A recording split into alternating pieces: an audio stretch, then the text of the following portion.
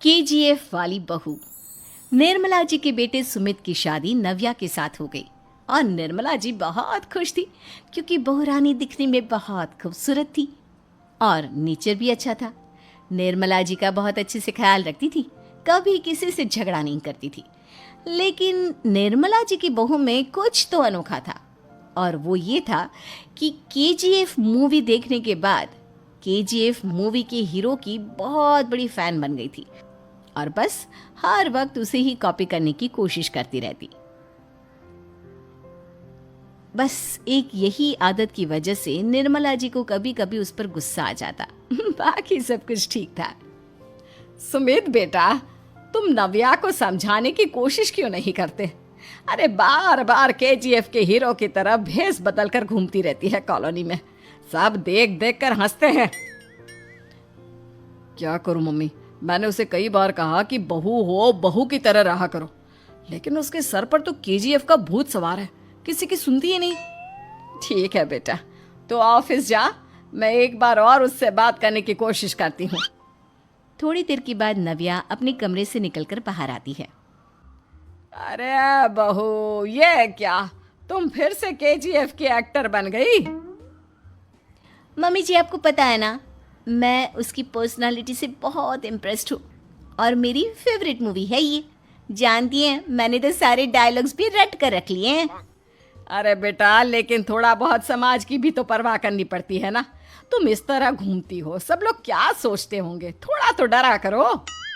Mummy जी, डर होना चाहिए और दिल में होना चाहिए, वो अपुन के नहीं, सामने वाले के दिल में होना चाहिए। अरे तुम फिर से केजीएफ के डायलॉग मारने लगी। अरे पता नहीं कब समझोगी। डोंट वरी मम्मी जी, मैं अभी आपके लिए गर्मा गर्म कॉफी बनाकर लाती हूँ, उसके बाद आपकी सारी टेंशन रफू चक्कर हो जाएगी। कुछ दिनों के बाद। नव्या, नव्या कहाँ हो तुम? मैं यहाँ हूँ। अरे क्यों इस तरह केजीएफ का हीरो बनकर घूम रही हो? कभी तो मेरी बीवी बनकर रह लिया करो। छोड़ो ना सुमित। अच्छा बताओ, मुझे आवाज किस लिए दे रहे थे? क्या बताऊं यार, मेरे बॉस ने मुझे इतना काम दे दिया ना, पूरी तरह से परेशान हो गया हूँ। ऐसा लगता है ऑफिस नहीं युद्ध पर जाता हूँ। अरे बेटा, परेशान क्यों होता है? ला, मैं तेरा सर दबा देती हूँ, दुखी मत हो, काम तो सबको करना ही पड़ता है। लेकिन मम्मी, ऑफिस में आजकल बहुत काम रहता है, थक जाता हूँ मैं। जानता है बेटा, जब तू छोटा था ना, तो मैं ऑफिस और तुझे संभालने का सारा काम करती थी, तब मुझे भी ऐसा ही लगता था। लेकिन कुछ दिनों के बाद सब ठीक हो जाएगा बेटा। सही कह रही है मम्मी जी, तुम अपने आप को ऑफिस में काम करने की वजह से योद्धा समझते हो, लेकिन जानते हो, इस दुनिया में सबसे बड़ा योद्धा एक माँ होती है। अरे ये डायलॉग तो मैंने कहीं सुना है।